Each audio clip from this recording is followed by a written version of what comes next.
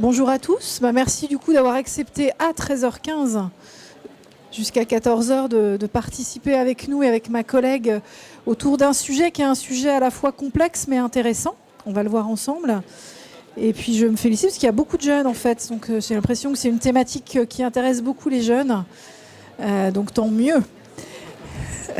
Hein, tu vois ? Toi Gilles, parce que j'ai quelques collègues de la CCI qui sont présents. Alors écoutez, moi je m'appelle Delphine David, je suis conseillère en fait à la CCI Ille-et-Vilaine et je conseille en fait les entreprises dans le domaine de ce qu'on appelle la RSE, on va dire dans la transition écologique et solidaire, pour aider toutes les entreprises, quelle que soit leur taille, à quelques moments aussi de la vie qu'elles soient, donc en porteurs de projets, en développement, voire même après à terme en termes de transmission, parce que la transmission aussi va être un point aussi particulier sur la problématique. Et donc j'interviens depuis longtemps, j'ai été même chez KPMG secteur public, donc j'ai été aussi travaillé dans des grands cabinets de conseil, et beaucoup sur des sujets de développement durable. Je suis intervenante à la faculté des métiers, j'anime aussi des clubs d'entreprise sur tous ces sujets liés à la transition écologique et solidaire pour le secteur des entreprises. Et pour vous aider vraiment tout le tissu économique à se développer dans cette direction. Et puis c'est intéressant parce que j'aime beaucoup moi travailler autour du vivant et de prendre soin des autres. Et aujourd'hui le fameux care, le fameux soin, il va falloir prendre soin de la planète aussi. Et donc ça passe aussi par un développement économique un peu différent. Et puis j'ai la chance d'être accompagnée par une autre collègue qui va se présenter, Florence. Oui, merci. Donc je m'appelle Florence Lenoir. J'accompagne les porteurs de projets à la CCI depuis on va dire une dizaine d'années. C'est un peu mon dada. Je suis tombée dedans quand j'étais petite parce que j'ai un environnement entrepreneurial. Mon papa, des oncles, etc. Donc, et puis, j'apprécie vraiment d'accompagner et de former les porteurs de projets au métier de chef d'entreprise. Je favorise effectivement, c'est un peu mon dada, l'accomplissement personnel par la bienveillance. Je suis très optimiste. Et j'adore collaborer, justement, ou créer la collaboration, créer des ponts entre les chefs d'entreprise, les entrepreneurs. Voilà. Je te laisse la parole. Donc, collègue idéal, du coup, pour le sujet. Oui, pour le sujet. Alors, nous, on a, et je vous redirai tout à l'heure, dans l'accompagnement des ateliers méthodologiques et des formations, notamment sur le modèle économique, comment créer et déterminer son premier modèle économique cohérent et rentable par des ateliers, par des formations. Je vous donnerai la prochaine date, c'est mardi, enfin je vous la donne. Allez, c'est mardi prochain, donc à la CCI. Si vous souhaitez vous renseigner, eh bien vous pourrez nous rejoindre ou me rejoindre sur le stand CCI, on en reparlera. Merci, je te laisse la parole. Merci Florence. Alors c'est un exercice pas très simple parce qu'on a un délai relativement court. Mais on va essayer de vous faire une présentation de 20-25 minutes. Et ensuite vous aurez l'occasion de poser, si vous le souhaitez, des questions. Et puis bien évidemment, parce que c'est un sujet à la fois long, complexe, mais si vous avez après des questions, je serai à votre disposition, soit au stand de la CCI ou vous aurez mes coordonnées également, vous pourrez me joindre si vous avez des questions. Alors, je vais vous faire un peu traverser un peu, on va changer un peu, puisqu'en fait, si on veut faire un modèle business un peu durable, il va falloir changer de posture. Alors pour les jeunes, ça va être facile, puisque vous n'avez peut-être pas encore de posture entrepreneuriale particulière, mais il va falloir changer de posture. Et quand on parle de modèle business durable, on parle d'un mot qui est assez important, qui est le terme d'impact. Quel impact mon activité, mon entreprise, ce que je vais faire, quel impact il va avoir sur la planète, sur les autres ? Et donc on parle vraiment de cette notion d'impact. Alors on parle aussi de notion d'externalité, mais quand je crée une entreprise, il y a forcément un impact, qu'il soit positif ou négatif, mais c'est cette question qu'il faut se poser, et même en amont en fait de votre création d'entreprise. Et puis on va se questionner tout à l'heure sur le modèle d'affaires, comment j'introduis cette notion d'impact dans le modèle d'affaires de mon entreprise. Alors comme je vous disais, il faut absolument, si vous voulez vraiment aller vers un modèle d'affaires durable et finalement aller en faveur des transitions écologiques et solidaires, il faut changer un peu de posture. Il va falloir apprendre un peu à bifurquer. Alors de quelle manière ? Je vous donne juste 5 pratiques essentielles. Alors c'est indiqué pour aller vers la vision infinie, parce qu'en fait, je ne sais pas si vous connaissez la théorie du jeu fini et infini. Ça vous dit quelque chose ? Ça ne vous dit pas ? En fait, l'idée, c'est de vous dire pour quelle raison vous avez envie de créer votre entreprise. Est-ce que c'est gagner pour gagner ou est-ce que c'est gagner pour durer ? Et ce sont deux choses différentes. Ceux qui travaillent et ceux qui raisonnent en fait dans un jeu fini sont ceux qui sont juste là pour un one-shot. C'est gagner pour gagner de l'argent. C'est la performance financière avant tout. Et je veux gagner pour gagner. J'avais dit à Gilles, mon collègue que je salue, qui faisait un atelier à côté de moi où son modèle business était un peu ça, entre guillemets, c'était gagner pour gagner. Sauf qu'aujourd'hui, je pense que vous vous en êtes tous rendu compte. Je ne sais pas si certains étaient à la soirée inspirante hier soir, mais on se rend bien compte aujourd'hui que ça va être compliqué de gagner pour gagner, que ce n'est pas suffisant.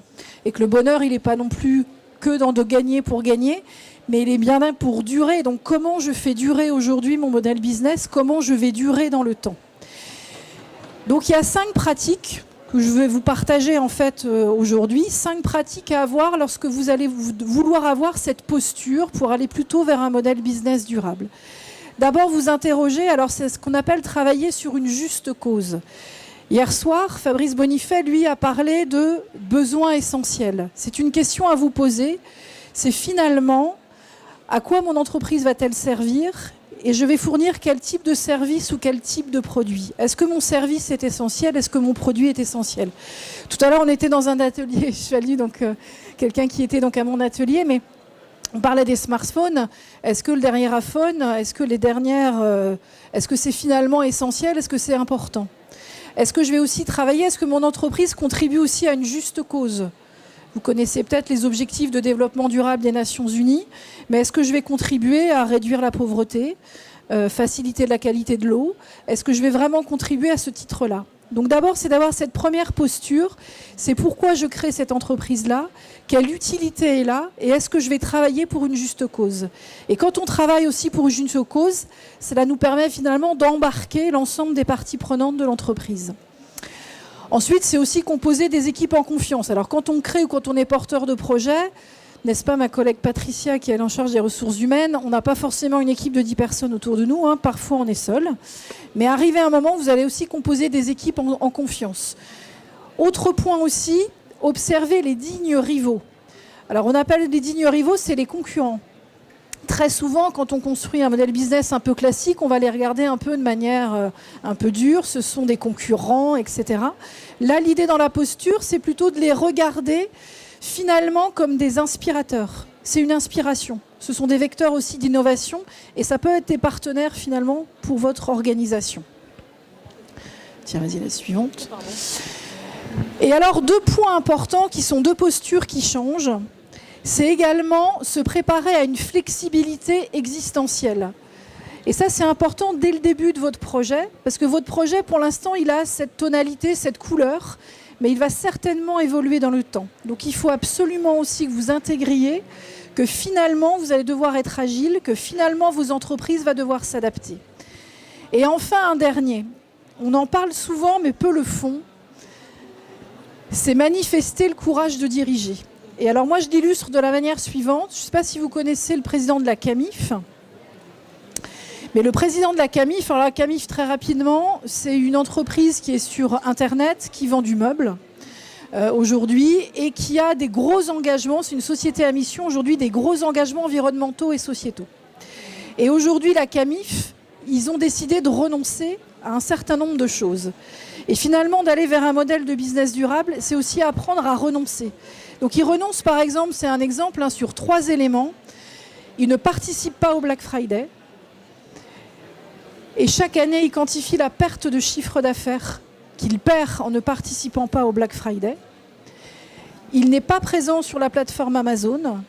Il quantifie aujourd'hui le chiffre d'affaires qui part sur Amazon. Et il renonce également à tous les produits d'import hors Europe. Et il le quantifie chaque année. Donc en fait, finalement, là, c'est aussi une nouvelle façon, une capacité, c'est aussi de se dire on renonce. Je renonce à travailler avec un tel et un tel parce qu'ils ne correspondent pas à mes valeurs. Donc voilà les pratiques importantes que je voulais vous donner aussi. Donc c'est vraiment un changement un petit peu de posture aussi par rapport au développement économique. Un point aussi important, je ne sais pas si vous connaissez le cercle d'or. Est-ce que ça vous parle ? Vous avez le droit de dire non, c'est non, vous avez le droit de dire. Ça, c'est un point important. On en a parlé aussi, Fabrice Bonifay en a parlé aussi hier. Alors, le cercle d'or, c'est quoi? C'est le pourquoi, comment et le quoi. Alors, très clairement, toutes les organisations de la planète savent ce qu'elles font. Toute entreprise, tout porteur de projet, il sait qu'il produit, qu'il fait telle chose, etc. Là-dessus, il n'y a pas de difficulté. Le comment. Certaines organisations peuvent bien décrire comment ils fabriquent ou comment ils produisent. Mais la plus grosse difficulté, c'est le pourquoi. Et très peu, aujourd'hui, d'entreprises répondent à la question « à quoi vous servez ?» Et ça, c'est un point important quand vous commencez une activité. À quoi va servir votre activité ou votre entreprise? Sa raison d'être, sa raison d'être et sa mission. Et ça, c'est la clé, vraiment la clé de départ, c'est à quoi je sers et à quoi mon entreprise sert. C'est un exercice que je fais très régulièrement avec des chefs d'entreprise et la réponse n'est pas toujours aussi aisée qu'il n'y paraît. Et très peu d'entreprises font cet exercice-là. C'est un exercice que vous devrez faire aussi en tant que porteur de projet. Mon projet, à quoi va-t-il servir? Dans le cadre effectivement de l'accompagnement à la création par mes collègues, Gilles est là et pourra le confirmer, nous on commence par cette base-là, la mission. C'est quoi la mission de votre entreprise? C'est quoi sa raison d'être? Donc voilà, c'est très important, ce sont les fondations de votre entreprise qui vous permettront ensuite de mettre en place la stratégie et les stratégies opérationnelles. Donc c'est un gros travail et ça ne se fait pas en une seule fois et en 1 heure. Hein. Non, on a l'impression que c'est tout simple, mais ce n'est pas si simple que ça. Mais c'est vraiment les bases et c'est les fondamentaux que vous allez poser. Et on revient tout à l'heure sur la pratique essentielle. Est-ce que j'interviens pour une juste cause? Est-ce que mon produit aussi est utile? En quoi il est utile? À quoi ça sert? Etc. C'est vraiment tout ce travail. Alors, on ne peut pas le faire forcément dans cet atelier-là, mais c'est un point important que vous devez garder. Donc gardez à l'esprit à quoi mon projet va-t-il servir? Est-ce que je suis en capacité de répondre en 2-3 phrases déjà sur cette question? Excuse-moi. Oh non, je t'en prie. Alors, aujourd'hui, où en sont les entreprises sur le changement climatique? Parce qu'on pourrait se poser cette question. Donc, il faut savoir que 4 entreprises sur 10 en 2022, quelle que soit la taille et le secteur d'activité, considèrent que la transition écologique affecte leur stratégie, mais peu prévoient de la réorienter en profondeur. Donc quand on parle de modèle d'affaires durable, c'est bien de l'orienter en profondeur. Aujourd'hui, on sent quand même les entreprises en difficulté sur cette question. Et souvent, ils opèrent 3 actions en faveur de la transition écologique, mais qui ne va pas au bout en fait, de ce changement de modèle qu'on attend aujourd'hui. Parce qu'aujourd'hui, on attend un changement de modèle économique. On n'est plus sur l'économie linéaire, on doit véritablement changer de modèle. Donc aujourd'hui, il y a 3 postures qui sont prises par les entreprises qui veulent quand même travailler sur la transition écologique. Se remettre à la technologie plutôt que de changer de modèle d'affaires. Ça, c'est une vraie question. Alors, je vous entendais parler tout à l'heure presque d'intelligence artificielle, mais c'est la question, est-ce que la technologie nous sauvera? Beaucoup disent, j'attends. Les puits carbone, j'attends qu'il y ait une solution technologique. On n'a plus le temps d'attendre, donc il ne faut pas attendre. Deuxième élément, souvent on a une approche un peu périphérique de la question du réchauffement climatique au lieu de s'attacher à ce qui est beaucoup plus impactant. Je vous donne un exemple. L'économie du plastique usagé a aussi un impact négatif. C'est-à-dire ce qu'on pense être une bonne idée, parce qu'en fait on produit des choses à base de plastique recyclé, ce qui veut dire qu'il faut encore du plastique. Donc il faut encore des énergies fossiles. Donc ce n'est pas forcément la super bonne idée. Alors je ne critique pas, parce que c'est aussi un chemin qu'on parcourt tous ensemble collectivement, mais attention aussi à cette question-là, réfléchissez aussi à cet impact, ça veut dire que je viens encore sur le même modèle économique, j'ai encore besoin de lui pour faire vivre mon autre modèle. Absolument pas. Il faut vraiment qu'on arrive, désolé de le dire, je ne sais pas s'il y a du monde sur les énergies fossiles, mais il va falloir stopper les énergies fossiles. Et ça, sur tous les modèles ou porteurs de projets que vous êtes, vous devez vous poser cette question, on le verra tout à l'heure, sur vos ressources, sur ce que vous utilisez, de voir comment vous pouvez vous rendre indépendant des énergies fossiles. Et concentration sur des actions portées sur l'opérationnel, les petits gestes. On n'est pas contre les petits gestes au quotidien, mais ce n'est pas ça qui va sauver, ce n'est pas ça qui sauvera le modèle économique. C'est bien de dire à ses collaborateurs de faire attention à l'utilisation de l'eau au bureau, etc. Tout ça, c'est très bien, mais ça ne concourt pas à changer le modèle d'affaires de l'entreprise. Donc ce n'est pas suffisant, ni sur le rentable, ni sur le réglementaire. Il faut aller aujourd'hui beaucoup plus loin, il faut réussir à expérimenter de nouveaux modèles. Les 3 manières de non-durabilité. Alors le problème de cette non-durabilité, elle vient de quoi? Elle vient de 3 choses. Aujourd'hui, on extrait trop de matière. Ça a été redit pour ceux qui étaient encore hier soir à voir Fabrice Bonifay. On a aujourd'hui une extraction excessive aujourd'hui des ressources. Et aujourd'hui, on a un épuisement et on doit utiliser beaucoup d'énergie pour aller puiser les matières premières dont vous avez besoin pour créer vos produits, etc. Donc ça, c'est un point important. J'ai donné juste un exemple. Le flux de plomb est 12 fois supérieur à ce que la nature peut gérer. Aujourd'hui, la planète n'arrive plus à se régénérer. Autre point aussi, dispersion des molécules créées par l'homme. Incontestablement, le réchauffement climatique est lié aujourd'hui à notre système industriel notamment et à nos actions que nous portons, à l'habitat, etc., au transport. Et donc, il y a du dioxyde de carbone à outrance aujourd'hui qui est dispersé dans l'atmosphère. Et puis donc, réduction de la capacité du système, je vous disais, à se régénérer, c'est la surpêche, c'est la surexploitation, etc. On y est vraiment, là on est dans le dur, et il va falloir changer, d'où pour vous, à vous interroger sur vos approvisionnements, vos matières premières, comment vous allez vous approvisionner de manière durable. Vas-y Florence. Alors, je vous donne une petite définition, il y en a plusieurs, sur c'est quoi un modèle d'affaires durable. C'en est une, mais il y en a plusieurs. Les modèles d'entreprise durable se concentrent sur la manière dont une entreprise crée, fournit et capture de la valeur pour ses parties prenantes. Parties prenantes, c'est quoi? Les parties prenantes, ce sont l'ensemble des acteurs qui impactent directement ou indirectement les activités de votre entreprise. Donc vous avez des parties prenantes internes, collaborateurs, etc. Vous avez des parties prenantes externes, vos banquiers, vos fournisseurs, etc. La planète est une partie prenante aussi à part entière de l'entreprise. Donc c'est comment je crée, je fournis, je capture de la valeur pour ces parties prenantes d'une manière qui soutient un espace d'action sûr et équitable pour l'humanité et pour les êtres vivants. Qu'est-ce que ça veut dire ça? Peut-être que certains connaissent, ça s'appelle la théorie du donut. Pour qu'on soit dans un espace sûr et vital, il faut que nous ayons un plancher social, c'est-à-dire qu'il faut de la culture, il faut avoir un petit peu d'argent, etc., de l'éducation. Et puis, il y a un plafond sur lequel, donc hier, Fabrice Bonifay en a parlé, c'est ce qu'on appelle les limites planétaires. On a aujourd'hui 9 limites planétaires, dont le climat en est une, par exemple. Et aujourd'hui, il ne faut pas atteindre ces limites planétaires. Or, aujourd'hui, alors il parlait de 6, mais c'est même 8 limites planétaires qui sont aujourd'hui atteintes. Ça veut dire que si on atteint ces limites planétaires, nous ne savons pas comment la planète va réagir. Là, on est vraiment dans l'incertitude. Donc, qu'est-ce qu'on dit quand on dit un espace sûr? C'est comment est-ce qu'on ne vient pas finalement dégrader ces limites planétaires et comment on reste sur un plancher social aussi acceptable pour que l'individu puisse prospérer, être bien finalement et avoir un bien-être. Donc, c'est ça le modèle d'affaires durable. C'est comment moi, entreprise, je ne contribue pas à venir altérer les limites planétaires et comment j'assure aussi un plancher social pour la planète, pour mes collaborateurs, pour mes voisins, pour ma famille, etc. C'est ça le cœur en fait du sujet du modèle d'affaires durable. Je regarde l'heure parce que je peux être... Alors, vous allez me dire pourquoi vous pourriez vous lancer dans un modèle d'affaires durable. C'est vrai. Pour quelle raison? Parce que vous allez me dire, mais oui, mais vous êtes bien gentil, mais je ne gagne pas d'argent. Est-ce que je vais en gagner? Est-ce que je vais être rentable ou pas? Alors aujourd'hui, très clairement, ça peut vous permettre aussi d'obtenir des nouveaux marchés, mais même parfois pour des entreprises qui sont en place, de conserver des marchés.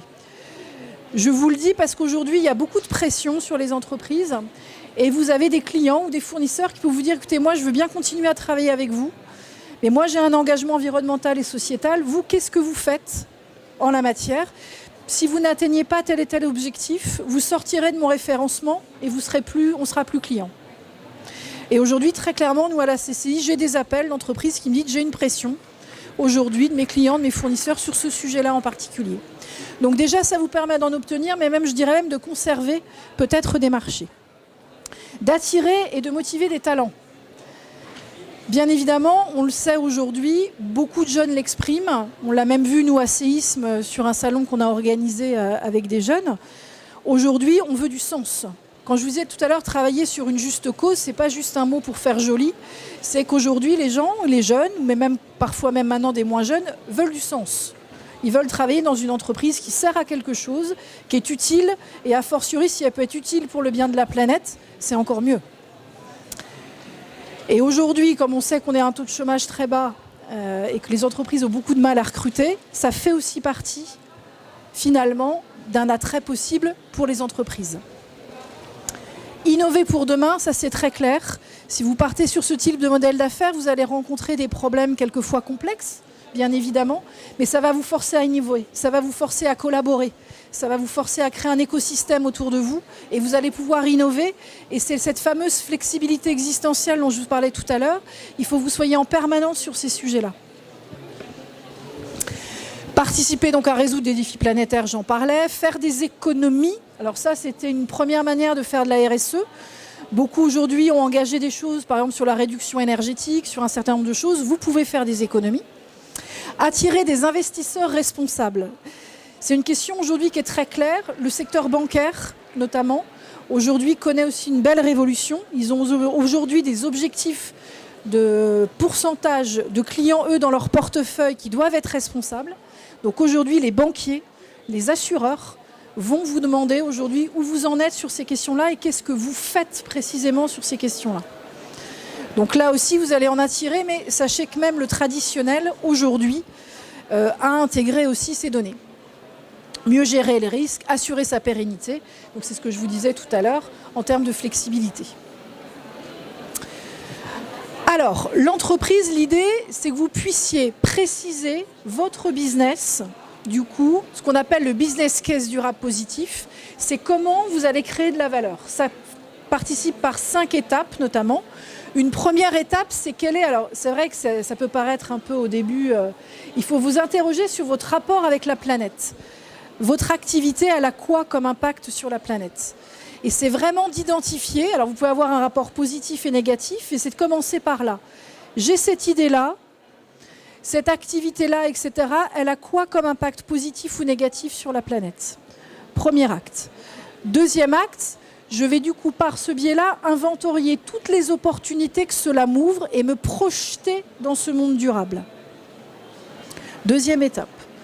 Troisième étape, je vais vraiment analyser cette transition de manière positive. Je vais faire un versus coût-impact. Comment je me positionne par rapport à ça.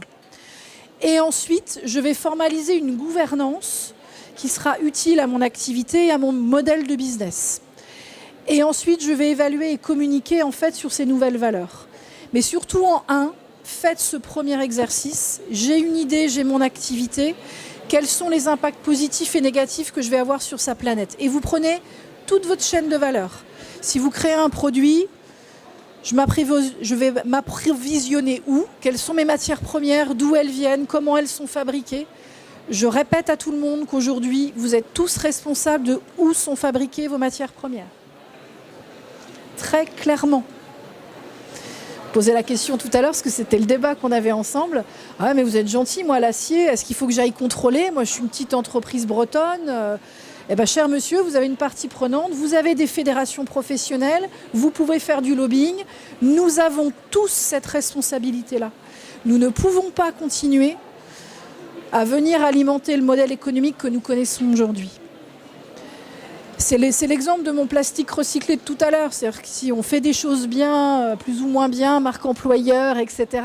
Mais au final, j'ai toujours de la matière première qui est faite par de l'énergie fossile, peut-être mal fabriquée, peut-être fabriquer les smartphones par des enfants qui sont dans les mines, etc. Est-ce qu'on continue ? Est-ce qu'on souhaite continuer ce type aujourd'hui d'activité ? Ça, c'est vraiment à poser cette question, elle est vraiment importante. Alors, après, je sais bien, hein, là, c'est pas que c'est du binaire, mais on est pour, on est contre, mais on en est là aujourd'hui. Il faut qu'on change notre modèle économique. Ça va au niveau de l'horaire, parce que Il reste 10 minutes. Ok, c'est bon. Ouais. Alors là, si vous le souhaitez, il est disponible. C'est la CCI Île-de-France qui a fait un rapport. Ça peut vous venir. Donc, c'est vraiment extrait du rapport de la CCI Île-de-France qui a en fait classifié les nouveaux modèles dits soutenables en 7 familles. Donc, vous faites ce rapport, c'est rapport CCI Île-de-France. Vraiment, téléchargez-le parce que ça peut être vraiment intéressant pour vous. Je vous le résume sur les 7 familles qu'on a identifiées comme étant des modèles dits soutenables. Donc un premier que vous connaissez peut-être, on en a parlé d'ailleurs ce matin, c'est quelqu'un qui nous a reparlé de ça, que l'État va donner une prime pour ceux qui réparent leurs vêtements. Donc sachez-le, si vous allez faire réparer vos vêtements. Alors voilà, ça c'est ce qu'on appelle le modèle de verdissement post-production. Donc une fois qu'on a produit le produit, donc on va peut-être le recycler, le réparer, la seconde main. Donc c'est ce qu'on voit apparaître sur le textile. Je ne sais pas si vous êtes beaucoup seconde main ou si vous achetez beaucoup de seconde main voilà, mais ça se lance, etc. Donc ce qu'on appelle le modèle de verdissement post-production. Vous avez aussi des modèles de découplage de la croissance à la consommation de ressources. Là, on va être sur de l'éco-conception et sur de la réduction d'impact. C'est-à-dire que quand je vais créer mon produit ou mon service, je vais tout de suite ce qu'on appelle l'éco-concevoir. Comment je vais minimiser l'impact environnemental de mon produit quand je le fabrique. Donc se poser vraiment ces questions-là. C'est ce qu'on appelle de l'éco-conception. Vas-y. Le modèle d'allongement de la durée de vie des biens. Donc ça, c'est un vrai sujet. Alors en plus, vous avez tous là des smartphones, etc. Où on a ça aussi sur bien d'autres équipements électroniques notamment, c'est l'obsolescence programmée, qui est une plaie de chez Play. Alors ça commence, on commence un petit peu, mais c'est un peu ce sujet-là. C'est finalement, et ça c'est aussi une question pour vous, comment j'allonge en fait la durée de vie de mes produits ou de mon service. Ce qui implique pas mal de choses. Là, on parle de nouveaux matériaux, etc. Mais ça peut aussi impliquer ce qu'on appelle l'économie de la fonctionnalité.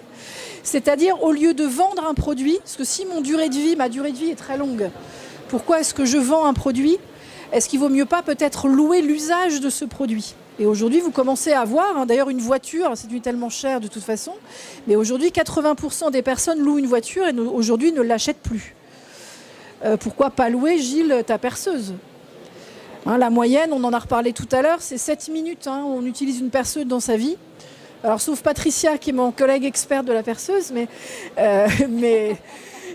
finalement, pourquoi produire et stocker autant de matériel et pourquoi pas, etc. Donc, mais il faut aussi que le modèle économique propose ces propositions. Modèle d'accroissement de la productivité et de l'existence que je vous disais, fonctionnalité servicielle. Modèle de partage de l'usage. Donc là, vous avez aussi des modèles collaboratifs de partage de voitures. Par exemple, on sait qu'aujourd'hui, demain, dans un avenir assez proche, on n'aura plus de voitures individuelles. On va partager en fait la voiture. Alors ça va passer par plein d'autres services, mais ça aussi, c'est une nouvelle économie. Donc un modèle de partage de l'usage. 6e, Florence, les modèles de baisse de la production pour réduire la consommation. Donc là, typiquement, c'est ce qu'on a besoin aujourd'hui. Alors, l'intelligence artificielle va arriver sur ces sujets-là notamment, mais pas que. Mais c'est comment aussi je propose un service qui va aider à limiter le gaspillage d'eau, à limiter la réduction d'énergie, etc. Et puis, on a les modèles de substitution de l'être à avoir. Donc là, c'est les modèles de recherche de réjouissance d'expérience, de non-propriété. C'est un vrai changement dans les modèles économiques. C'est un vrai changement, mais on sent qu'on commence. Hier, Fabrice Bonifay parlait sur l'habitat, qu'on n'allait plus acheter de l'habitat, mais qu'on allait le louer, qu'on allait louer la valeur d'usage, même la valeur d'usage de la lumière. Aujourd'hui, Bouygues vient de développer en fait un système sur ce sujet-là. On va même louer quelquefois des espaces dont on n'a plus besoin à l'intérieur de la maison. On est vraiment sur ces nouveaux concepts-là aussi. Donc voilà un peu, j'ai été un peu vite sur les 7 modèles, mais voilà les 7 modèles identifiés. Vous les retrouvez de manière extrêmement détaillée dans le rapport de la CCI Île-de-France sur ces modèles dits soutenables. On va finir, alors il est un peu petit, donc on va finir par un exercice assez simple, c'est un espèce de modèle business durable. Quelles sont les questions que vous devez vous poser ? Alors en fait, je ne sais pas si vous connaissez ce type de modèle Canva. Est-ce que quelqu'un a déjà utilisé ça, le Canva ? Classique, circulaire, classique. Alors, par rapport à ceux qui ont utilisé le classique, il y a quelques petits changements. Première chose, vous ne le voyez pas, mais je vais vous le donner. La première chose, c'est dont on parlait tout à l'heure. Quelle est la mission ? À quoi vous allez servir ? À quoi votre activité sert ? Donc c'est le 1 ici, mission, raison d'être, ambition. Vous interrogez sur cette question. Et la vision, je me permets aussi, parce que c'est le devenir de votre entreprise. Donc on va beaucoup plus loin et on y mêle ici l'ensemble du sens et des valeurs. Absolument. Florence a raison, c'est un exercice aussi qui est compliqué, mais posez-le, on va le voir aussi, c'est la proposition de valeur. Qu'est-ce que je propose ? C'est hyper important. Ensuite, 2, est-ce que je viens résoudre un problème ? un caillou dans la chaussure de mon utilisateur final, etc. Et il faut que vous creusiez en fait ces éléments-là, que vous les détaillez. Parce que quelquefois, on n'a pas pensé à tout par rapport à un service ou un produit que vous allez proposer. Quels sont vraiment les problèmes auxquels je vais résoudre et que je peux peut-être résoudre aujourd'hui, demain, dans l'évolution de mon produit. Posez-vous. Alors, ça paraît basique, mais vraiment, posez-vous ces questions avant de débuter. La fameuse proposition de valeur dont parlait Florence, elle est ici. À quoi ça va servir? Quelle est la fonction? Quel est l'usage de mon produit ou de mon service? Ça fonctionne aussi pour les services. Et donc, du coup, c'est enfin quatrièmement que je vais pouvoir formuler quelle est la solution que j'apporte. Donc, 1, à quoi je sers? Quelle est ma raison d'être? 2, je réponds à quel problème? Mais vraiment, je viens enlever peut-être 3, 4 cailloux dans la chaussure de l'utilisateur final. Et là, vous allez aussi, je me permets, vérifier sur le terrain que ce que vous pensez, c'est vraiment ce qui se passe. Parce qu'on peut aussi éviter, en tout cas, l'écueil de se dire c'est moi, je vais être mon propre client. Il faut aller chercher et faire l'étude de marché, aller vers les clients pour savoir si c'est pas trop tôt non plus, des idées, et si la problématique existe aujourd'hui, qu'il y a bien un besoin pour lequel vous seriez apporteur de solutions. Florence a raison, c'est une clé aussi dans la RSE, c'est de travailler dès le début avec des parties prenantes, donc avec des utilisateurs potentiels. Alors évitez de travailler avec vos amis et votre famille. Ils sont très sympas, je suis sûre. Qui vous soutiennent, super. Voilà. Ils peuvent même vous soutenir financièrement à la rigueur, mais surtout faites pas ça. Là vraiment, prenez des gens que vous ne connaissez pas, qui seront en capacité d'avoir une posture en fait de conseil. Vous dire non, là je trouve que c'est pas une bonne idée. C'est toujours plus compliqué pour un ami, une famille d'exprimer ce sentiment-là. Donc vraiment proposition de valeur et ma solution. Ensuite justement, il y a en fait l'ensemble des parties prenantes. Toutes vos parties prenantes sont à identifier internes et externes. Et comment?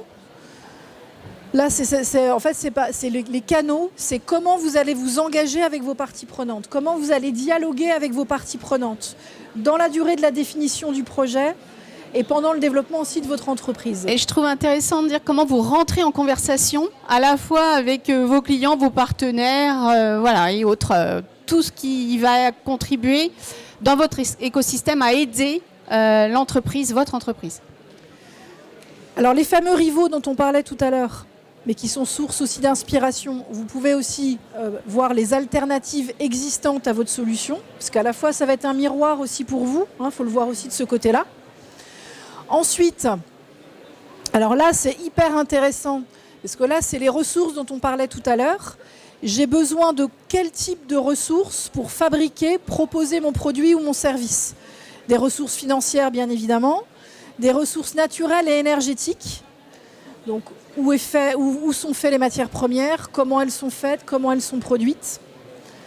Techniques et humaines. Donc, on va vraiment identifier l'ensemble des ressources. Financières, pareil. D'où viennent mes finances? D'où viennent les fonds?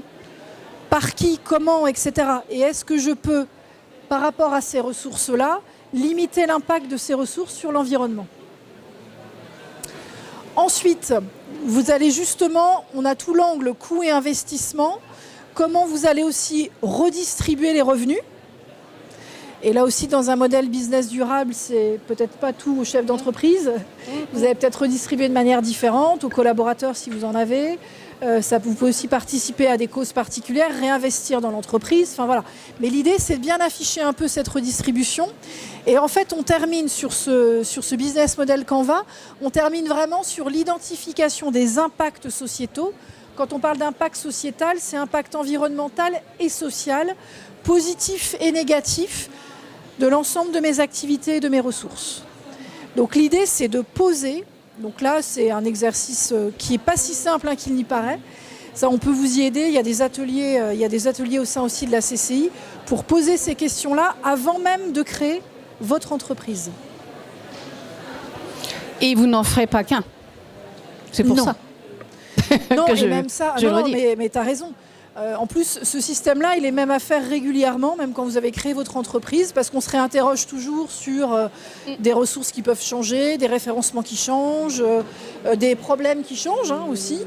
Comme je vous disais qu'on est en flexibilité. C'est ça, et il y a des interactions entre tous ces blocs et tous ces éléments-là. Ça, c'est un tableau, je pense qu'il faut que vous ayez en grand régulièrement et que vous venez. Alors parfois, je vous rassure, sur les impacts sociétaux négatifs, etc., parfois vous n'avez pas toujours les données pour les mesurer.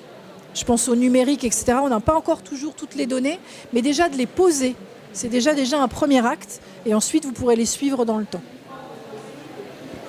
Est-ce que vous avez des questions avant de passer à la dernière Alors la dernière, c'était juste, mais on n'a pas trop de temps, mais je vous donne quand même l'information.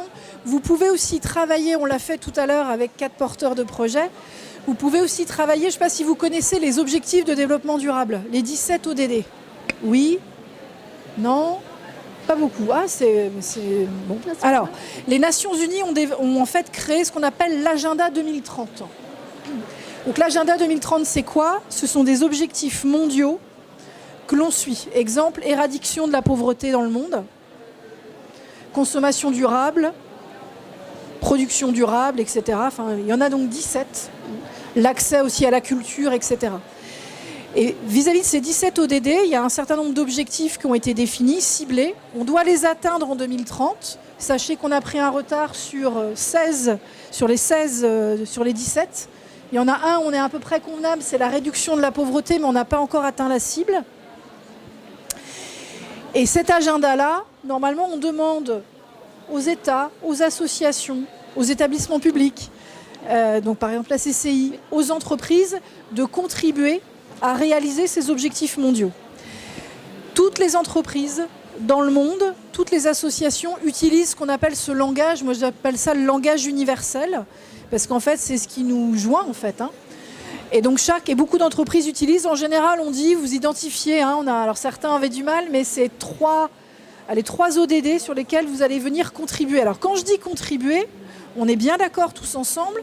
C'est pas juste pour faire bien sur la plaquette commerciale de l'entreprise. J'ai affiché 5 ODD en disant j'y participe. C'est pas ça.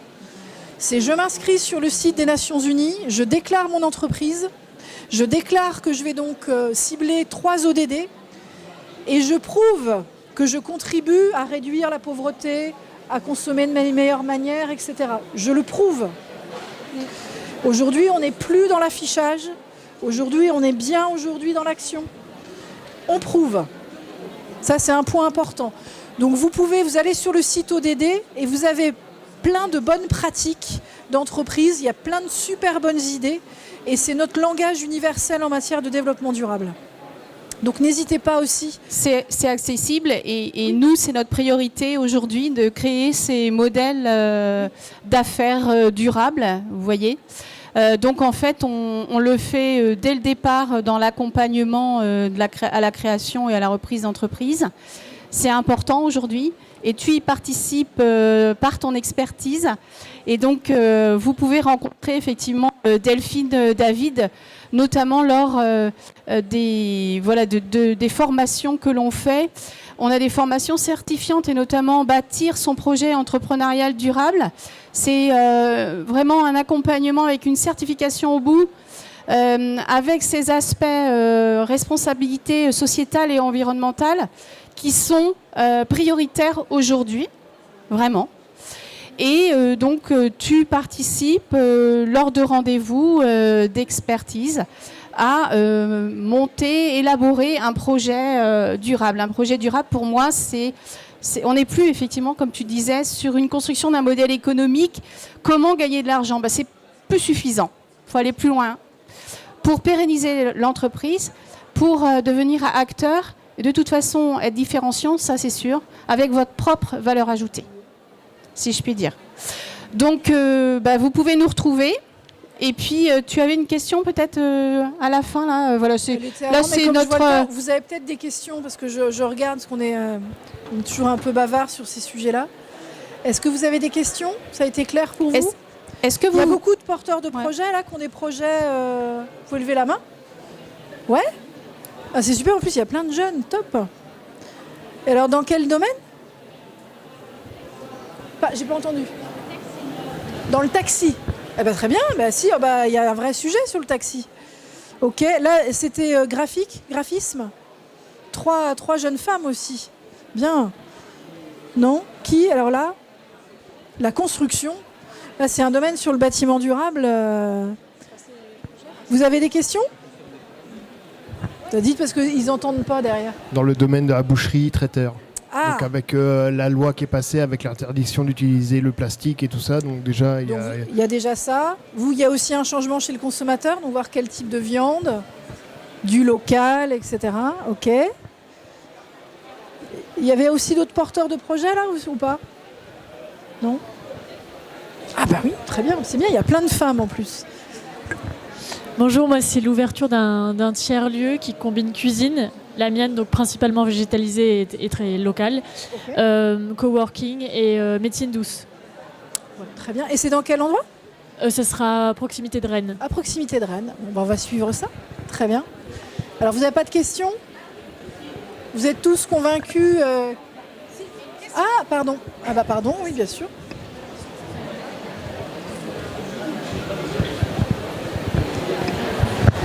L'idée de la lutte contre la sédentarité et les pratiques sportives inclusives, je ne sais pas si c'est des choses si. Avec des supports et des règles de jeu bien identifiées.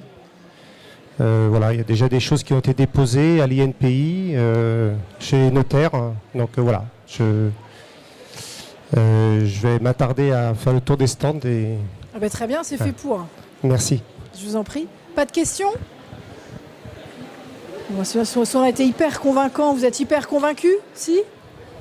Ah, vous êtes convaincus. Bah, écoutez, alors ça, c'est super. Écoutez, n'hésitez pas. De toute façon, vous avez compris, nous, la CCI, on est là pour vous aider, en fait, avec les services de l'ACREA. D'ailleurs, je remercie même mes collègues aussi qui sont présents autour. On est vraiment en train de co-construire des nouvelles méthodes pour vraiment vous aider aussi, parce que c'est pas toujours facile au début en termes de ce qu'on peut comprendre. Donc n'hésitez pas à prendre contact avec nous, on est là pour ça, pour vous aider à amorcer et partir vers... Sur le stand, juste là. Et vous avez le stand CCI Bretagne, ils prennent vos contacts. Et il suffit de prendre un rendez-vous. Et puis, on voit avec vous, on co-construit un parcours personnalisé à la création avec effectivement l'aide d'experts, que ce soit RH, avec Patricia.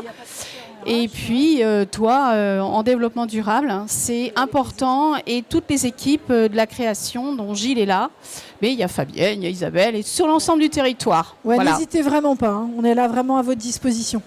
Merci pour cette écoute très attentive. Merci à vous. Merci.